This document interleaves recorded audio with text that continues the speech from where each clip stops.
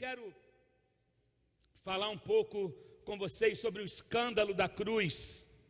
O escândalo da cruz. A palavra vai dizer em Isaías capítulo 53, verso 4 ao 7, o seguinte: certamente Ele tomou sobre si as nossas enfermidades e sobre si levou as nossas doenças, contudo, nós o consideramos castigado por Deus atingido e afligido, mas Ele foi traspassado por causa das nossas transgressões, foi esmagado por causa das nossas iniquidades. O castigo que nos trouxe a paz estava sobre Ele, e pelas suas feridas fomos curados. Todos nós, como ovelhas, nos desviamos, cada um de nós se voltou para o seu próprio caminho, e o Senhor fez cair sobre Ele a iniquidade de todos nós. Ele foi oprimido e afligido, e, contudo, não abriu a sua boca. Como um cordeiro foi levado para o matadouro, e como uma ovelha que diante dos seus tosquiadores fica calada, Ele não abriu a sua boca. 1 Coríntios, capítulo 1, verso 18 a 23, vai dizer: pois a mensagem da cruz é loucura para os que estão perecendo, mas para nós que estamos sendo salvos, é o poder de Deus, pois está escrito: destruirei a sabedoria dos sábios e rejeitarei a inteligência dos inteligentes. Onde está o sábio? Onde está o erudito? Onde está o questionador desta era? Acaso não tornou Deus louca a sabedoria deste mundo? Visto que, na sabedoria de Deus, o mundo não o conheceu por meio da sabedoria humana, agradou a Deus salvar aqueles que creem por meio da loucura da pregação. Os judeus pedem sinais milagrosos e os gregos procuram sabedoria. Nós, porém, pregamos a Cristo crucificado, o qual de fato é escândalo para os judeus e loucura para os gentios. Ah, queridos, e disse Deus: haja cruz, e houve cruz. E disse Deus: haja cruz, e houve cruz. A cruz veio para completar aquilo que a lei foi incapaz de fazer. O sacrifício da cruz, a cruz não foi, como o Marcos Lucado diz, a cruz não foi um evento, mais um evento na história. A cruz foi o evento da história. Nenhum outro evento divide a história humana. Somente a partir do sacrifício da cruz do Calvário, a história humana é dividida em duas partes. Você sabe disso? A CDC, antes de Cristo, depois de Cristo. Cristo dividiu a história da humanidade. Spurgeon disse o seguinte: a moralidade pode manter um homem fora da cadeia, mas somente o precioso sangue de Cristo na cruz do Calvário pode livrar o homem do inferno. Oh meu Deus, eu vou repetir. Você pode ter uma vida moral, você pode ter um caráter ilibado, você pode se orgulhar de nunca ter feito nada de mal, nada de errado na sua vida. Isso te mantém fora da cadeia, isso te mantém bem aos olhos dos homens, mas somente o sangue de Jesus pode te livrar da morte eterna. Somente o sangue de Jesus pode te livrar do inferno. Não há outro evangelho, não há outra mensagem a não ser essa. Cristo é o Cordeiro de Deus que tira o pecado do mundo. Ele veio nessa terra, não para te fazer andar de carro zero, ou te dar uma casa nova, ou te dar a vida dos seus sonhos. Ele veio para te dizer o seguinte: não há vida fora de mim, não há salvação fora de mim. Ele veio para restaurar o que foi quebrado em Éden. Ele veio para nos reconectar com o Pai. Essa é a mensagem da cruz. Aleluia. Somente a mensagem da cruz pode gerar esperança no coração do homem. E eu quero explicar por que Paulo vai dizer que é escândalo para os judeus. Porque os judeus esperavam, e alguns esperam até hoje, um Messias com poderes políticos e militares. Um Messias que pudesse colocar Israel sobre todas as nações da terra. A bênção de Deus, na visão deles, ela é compreendida somente a partir da ostentação de símbolos econômicos, políticos e militares. Isso é poder e riqueza. Jamais eles poderiam aceitar alguém amaldiçoado por Deus, como a Bíblia vai dizer. em Gálatas, no livro de Gálatas, no capítulo 3, verso 13. Então, na mente do judeu, um Deus, um Messias, jamais poderia ser fraco daquele jeito. Um Messias jamais poderia, um Deus jamais entregaria o seu filho. Um Messias jamais agiria da maneira como ele agiu, só que ele veio trazer um reino que não é desta terra. E isso trouxe uma confusão na cabeça dos judeus. Por isso que eles achavam, eles chamam de, a Bíblia fala que é escândalo para os judeus e loucura para os gentios, porque os gregos zombavam de uma divindade que aos seus olhos não tinha sabedoria filosófica e poder para salvar a si mesmo da condenação, isto é, a morte de cruz. Os romanos tinham a certeza de que nenhuma pessoa de boa reputação seria crucificada, de maneira que era inconcebível que Jesus pudesse ser divino e ao mesmo tempo um criminoso condenado à pena capital. Só que a Bíblia diz que ele foi levado à cruz sem pecado algum, mas ele se tornou pecado, levando sobre ele todas as nossas mazelas, todas as nossas impurezas, todas as nossas enfermidades. Oh meu Deus. E a Bíblia vai dizer que por conta desse sacrifício nós nos tornamos justiça de Deus.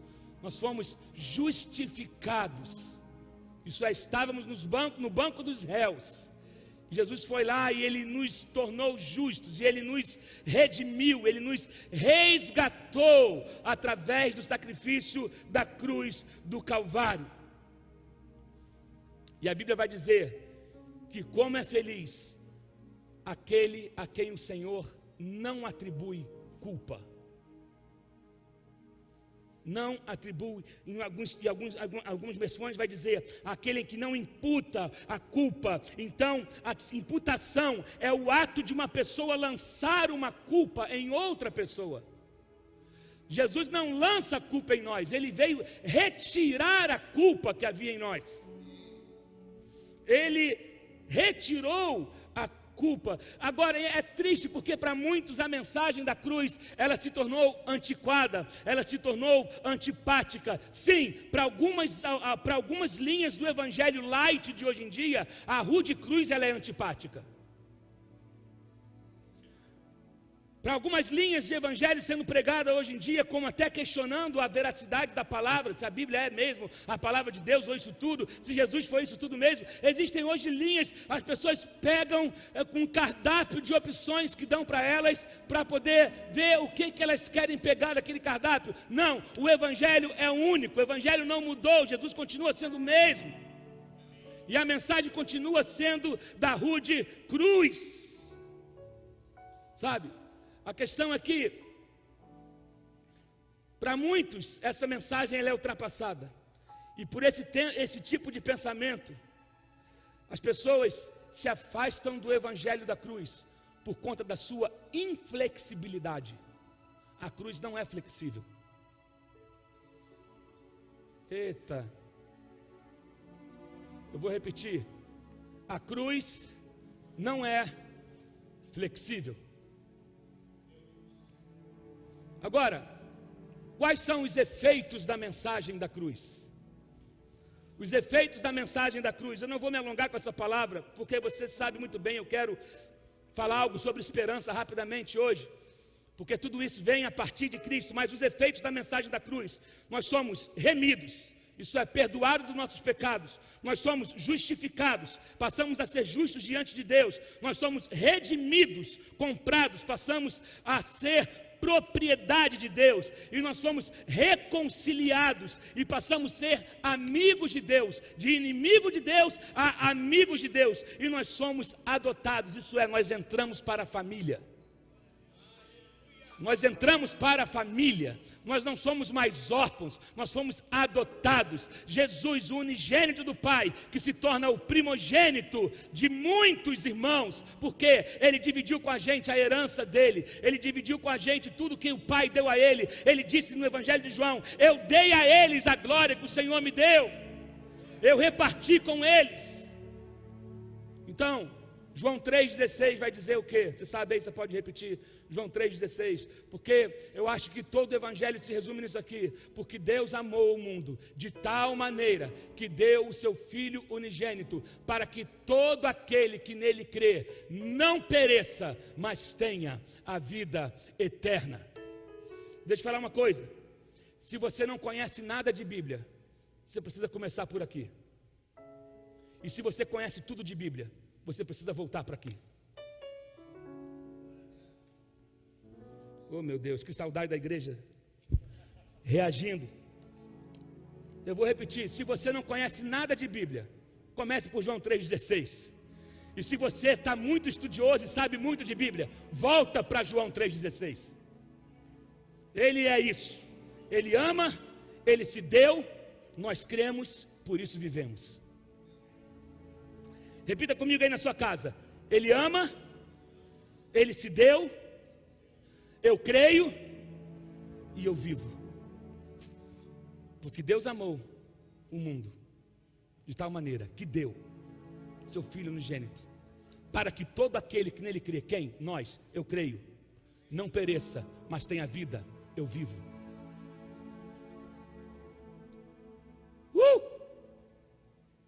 Por que Ele fez isso? Para nos dar esperança. Para nos dar esperança. Hebreus 10, 23 vai dizer: apeguemo-nos com firmeza à esperança que professamos, pois aquele que prometeu é fiel. Aquele que prometeu é fiel. E eu separei algumas coisas que eu vou falar aqui rapidamente sobre esperança, e já vou passar para a pastora Fernanda para ela cantar uma canção, e a gente vai estar orando por você. Eu quero que você entenda o seguinte: há esperança no caos, há esperança nas tempestades, há esperança na incerteza, há esperança diante do medo. Na doença, há esperança. Na dor, há esperança. Nas perdas, há esperança. Na devastação, há esperança. Na destruição econômica, há esperança. Mesmo na morte, há esperança. Nas alturas ou nas profundezas, há esperança. No meio do vento, da chuva, do fogo e da dor, há esperança. Queridos, há esperança para você. Você pode ter falhado em algumas áreas da sua vida. Você pode ter passado por momentos difíceis. Você pode ter feito coisas que você se arrepende. Mas há esperança para você. Quanto maior é o seu inimigo, maior é o seu futuro. Quanto maior é o seu inimigo, maior é o seu futuro. Sabe por que maior é o seu futuro? Porque sempre há esperança em Deus, sempre há esperança em Cristo. 1000 caem ao meu lado, 10.000 à minha direita, mas eu não serei atingido, porque há esperança. Os meus sonhos têm vento nas velas, porque há esperança. Tem vento nas velas dos seus sonhos? Ou você está à deriva no mar? Tem vento nas velas do meu barco, porque há esperança. Há um vento que sopra, meu Deus. O fracasso não é o final para nós, sabe por quê? Há esperança. A Bíblia fala que devemos nos apegar a essa palavra, a nos apegar àquele que nos deu a palavra, porque Ele é fiel. Há esperança. Romanos 15, 13 vai dizer que o Deus da esperança os encha de toda alegria e paz por sua confiança nele, para que vocês transbordem de esperança pelo poder do Espírito Santo. Romanos 8, 24 e 25, pois nessa esperança fomos salvos, mas a esperança que se vê não é esperança. Quem espera por aquilo que está vendo? Mas se esperamos o que ainda não vemos, aguardamos-nos pacientemente. 1 Timóteo 4,10 vai dizer: se trabalhamos e lutamos, é porque temos depositado a nossa esperança no Deus vivo, o Salvador de todos os homens, especialmente aos que creem. Há esperança no meio da luta que você está enfrentando. Há esperança para o seu casamento que está em crise. Há esperança para a enfermidade que você talvez esteja enfrentando. Há esperança para o caos e para o medo e para o pânico que talvez você esteja vivendo agora. Há esperança. Esse dia de hoje nos faz relembrar isso. Um dia onde muitos acharam que estava tudo perdido, até que foram até um túmulo e lá o túmulo estava vazio. E há esperança. Jesus vai até 2 discípulos que estavam voltando para casa, frustrados, decepcionados com o que haviam visto na sexta-feira, estão voltando para sua casa. Jesus chega num lado lado deles e pergunta para eles: por que vocês estão entristecidos? O que aconteceu? E eram os discípulos de Emaús voltando para Emaús, e Jesus aparece para eles para mostrar: na frustração há esperança, na decepção há esperança. Jesus vai até Pedro, porque sabia que Pedro estava magoado com ele mesmo. Pedro caiu, falhou em algo que ele disse que nunca falharia. Jesus manda um recado para ele, avisa todo mundo, e principalmente a Pedro. Por quê? Porque Jesus é especialista em trazer esperança para os desesperados, em trazer esperança para os frustrados, para os decepcionados. Jesus hoje está entrando na tua casa, na tua vida, e a palavra para você hoje é: há esperança. Há esperança. Há esperança para você. Há esperança, há uma vida nova, há um ciclo novo, há um tempo novo de Deus para a tua vida, há um tempo novo de Deus para a tua casa, há um tempo novo de Deus sobre os teus negócios, há um tempo, Deus está trabalhando nesse tempo, Deus está movendo os ares, Deus está movendo a terra, Deus está movendo, querido, colocando as coisas que estavam fora de ordem, estão entrando em ordem, mas antes da ordem, vem a bagunça. Antes da ordem vem o caos, antes da ordem vem mexer em coisas que você não queria mexer, e nesse tempo Deus está te dando a oportunidade de jogar alguns lixos fora, de limpar a sua vida, de ficar com Ele, mais próximo dEle, e Ele chega para dizer para você o seguinte: eu sou aquilo que você precisa, eu sou a esperança, Ele tem a fé que você precisa, Ele é o amor que não falha, que não decepciona. Esperei com paciência no Senhor, e Ele se inclinou para mim, e ouviu quando eu clamei por socorro. Como está você? Como é que está a sua vida hoje? Quem sabe essa na noite de você desabafar para Deus e dizer tudo o que você está sentindo. Colocar para Deus os teus medos.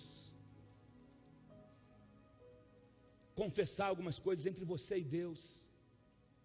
Eu quero dizer que Deus não vai se ofender, Deus não se escandaliza.